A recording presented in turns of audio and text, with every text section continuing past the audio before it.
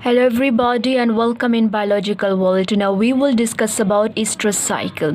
Estrus cycle basically होता क्या है, ये मोस्टली नॉन प्राइमेट ऑर्गेनिजम्स में होती है, यानी प्राइमेट्स में जो है मेंस्ट्रुअल साइकिल होती है, जबकि जो नॉन प्राइमेट्स हैं, बाकी जितने भी एनिमल्स हैं, उनमें estrus साइकिल होती है. The time between period of estrus और हीट, यानी ये वो टाइम है, ये रिप्रोडक्टिव पीरियड होता है सेक्सुअल ब्रीडर में, जो कि सीजनल ब्रीडर्स भी होते हैं. ये सिमिलर होती है मेंस्ट्रुअल साइकिल के, जैसे कि मेंस्ट्रुअल साइकिल में 4 फेजेस होते हैं, जिसमें स्टार्ट का फेज़ मेंस्ट्रुअल फेज़ आता है, जबकि estrus साइकिल में ये यहाँ से स्टार्ट होती है, जिसमें मेंस्ट्रुअल फेज़ जो है वो एंड पे आ जाता है. मींस कि यहाँ पे फॉलिकुलर फेज़ आता है estrus साइकिल में, first phase, then ovulatory phase, luteal phase and and पे मेंस्ट्रुअल फेज़ आता है. सो ये एक डिफरेंस था, जिसमें मेंस्ट्रुअल फेज़ जो है वो एंड पर आता है. Right. So for cow buffalo the period is 21, यानी काउ और बफेलो में जो ये टाइम पीरियड है estrus साइकिल का, वो 21 डेज़ है. For mare it is 20 days, while variations among individual of particular species is expected. यानी ये वैरी करता है स्पीशी टू स्पीशी या इंडिविजुअल टू इंडिविजुअल, ये वैरी कर सकता है. राइट. जैसे कि menstrual cycle individual to individual भी वैरी करता है. राइट. सो इस तरह ये भी स्पीशी टू स्पीशी भी वैरी करता है, as well as individual to individual भी वैरी करता है. सो फैक्टर अफेक्ट करते हैं estrus साइकिल को, उसमें जेनेटिक फैक्टर आ जाता है, इन्वायरमेंटल फैक्टर आता है, टाइम ऑफ मैच्योरिटी आता है, and time of puberty and disease. कोई भी डिजीज़ होती है वो भी अफेक्ट करती है estrus साइकिल को. प्यूबर्टी किस टाइम पर होती है, मेच्योर ऑर्गेनिजम्स कब होता है, इन्वायरमेंटल फैक्टर कैसे होते हैं, या जेनेटिकली भी, ये सारी चीज़ें डिपेंड करती हैं estrus साइकिल पे और उसकी पीरियड को अफेक्ट करती हैं. राइट. सो साइकिल की टाइप्स. मोनोइस्ट्रस वो ऑर्गेनिजम्स होते हैं जिनमें पर ईयर एक साइकिल होती है. इसकी example dog, wolf and bear आते हैं. जबकि पॉलीइस्ट्रस वो साइकिल है जो कि एक ईयर में एक से ज़्यादा साइकिल्स अकर होती हैं estrus की, यानी मैनी साइकिल पर ईयर होती हैं. ये इसकी एग्जांपल काऊ होती है. सो estrus साइकिल की क्या फिजियोलॉजी है.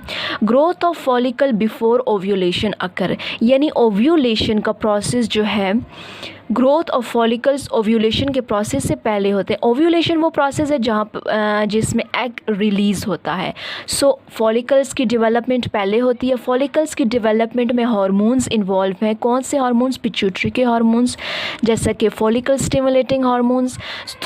सो the hormones travel through blood to the ovary to direct follicle growth. So ये जो फॉलिकल स्टिमुलेटिंग हार्मोन है वो ब्लड के थ्रू होता हुआ, थ्रू ब्लड, ये ओवरी में जाएगा और ओवरी में जाकर फॉलिक्यूलर ग्रोथ को डायरेक्ट करेगा. They are follicle stimulating hormone and luteinizing hormone. ये 2 हार्मोन्स जो हैं ये पिट्यूटरी के हार्मोन्स हैं. When follicle stimulating hormone is released, it stimulate follicles to grow. जब ये हार्मोन सिक्रीट हो जाएगा पिट्यूटरी से, तो ये क्या करेगा, फॉलिकल्स की ग्रो को डायरेक्ट करेगा या स्टिमुलेट करेगा. सम डाई, यानी कुछ फॉलिकल्स जो हैं वो डाई आउट हो जाएंगे, बट एक फॉलिकल रिमेन करेगा जो कि मेच्योर होगा एंड उसकी ओव्यूलेशन होगी. Right. So the second hormone is luteinizing hormone. Luteinising hormone ये भी पिट्यूटरी से सिक्रीट होता है. ये ग्रोथ में भी हेल्प करता है फॉलिकल्स की. It is responsible for keeping them growing, but it stimulate ovulation. इसका मेन काम ओव्यूलेशन को स्टिमुलेट करना है. फॉलिकल स्टिमुलेटिंग हार्मोन का मेन काम जो है वो फॉलिकल्स की ग्रोथ है, जबकि ल्यूटिनाइजिंग हार्मोन का क्या काम है, ओव्यूलेशन करवाना.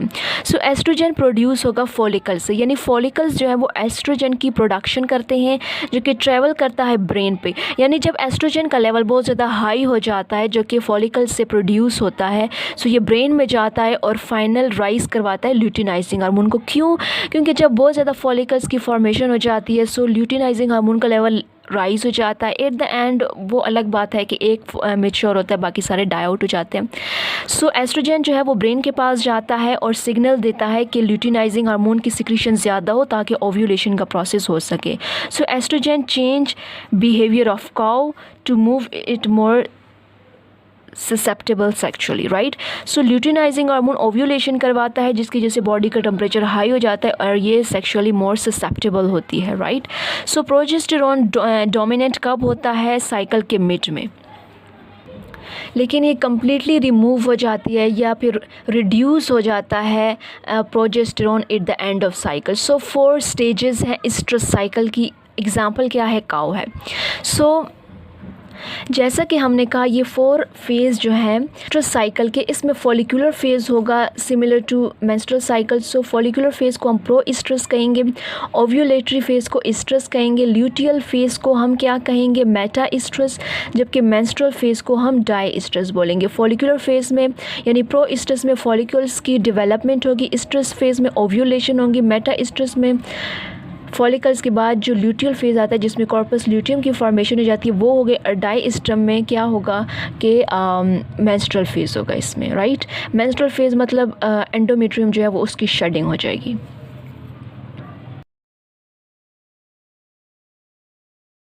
सो प्रो इस्ट्रस जो है वो सिमिलर होता है फॉलिकुलर फेज़ के, जिसमें जो फॉलिकल स्टिमुलेटिंग हार्मोन्स की कंसंट्रेशन हाई होती है जो कि पिट्यूटरी से सिक्रीट होता है, ब्लड के थ्रू आकर कहाँ पर ओवरी में जाता है और फॉलिकल्स की डेवलपमेंट में हेल्प करता है। प्रो इस्ट्रस फेज़ में प्रोजेस्टेरॉन का लेवल ड्रॉप हो जाता है क्योंकि प्रोग्रेशन हुई थी इन द लास्ट और प्रीवियस साइकिल में कॉर्पस ल्यूटियम की रिग्रेशन हो गई थी, मतलब अरेस्ट हो गया था, स्टॉप हो गई थी उसकी फॉर्मेशन। सो प्रो इस्ट्रस फेज़ में फॉलिकुलर स्टिमुलेटिंग हार्मोन जो है ये हार्मोन इसका लेवल हाई होगा और फॉलिकल्स की डेवलपमेंट स्टार्ट होगी। इस्ट्रस फेज़ जो है इसमें बॉडी का टेम्परेचर हाई होता है, मतलब इसमें एग की फॉर्मेशन होती है, ओव्यूलेशन होती है इस फेज़ में, टेक प्लेस अप्रॉक्सीमेटली 30 आवर्स। इसमें 30 आवर्स लगते हैं। ये अलाउ करता है मेल को टू माउंट। इसमें एस्ट्रोजन का लेवल डिक्रीज़ हो जाता है।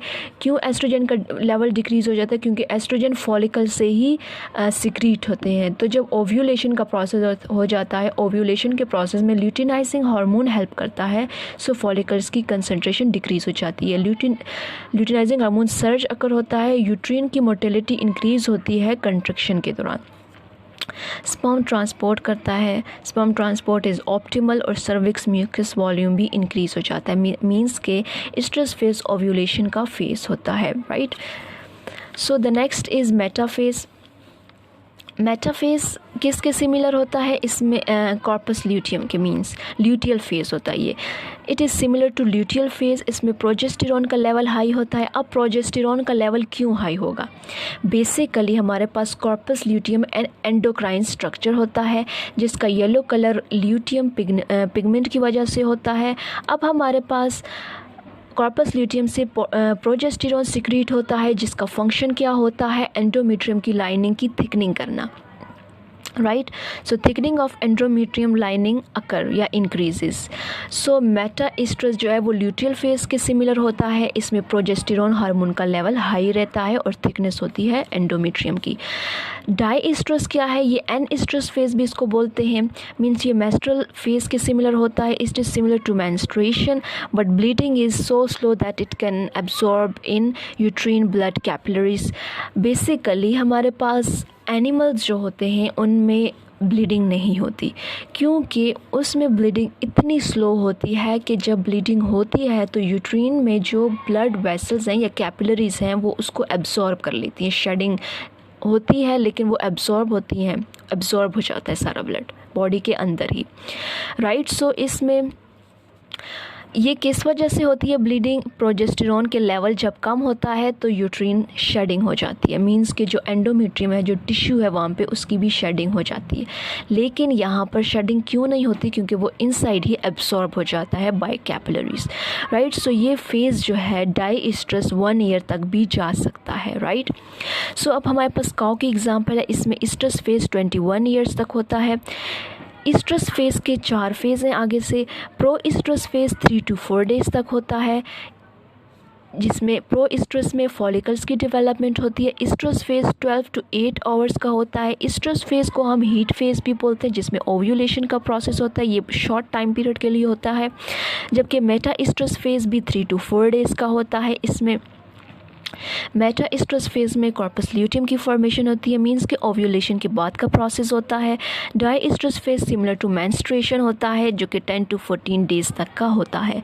ओव्यूलेशन का जो टाइम है वो 10 to 12 आवर्स तक होता है, मींस ये शॉर्ट टाइम पीरियड होता है, जबकि जेस्टेशन का पीरियड 282 डेज होता है। So this is the example of estrus cycle, and this topic is all about estrous cycle. Thanks for watching.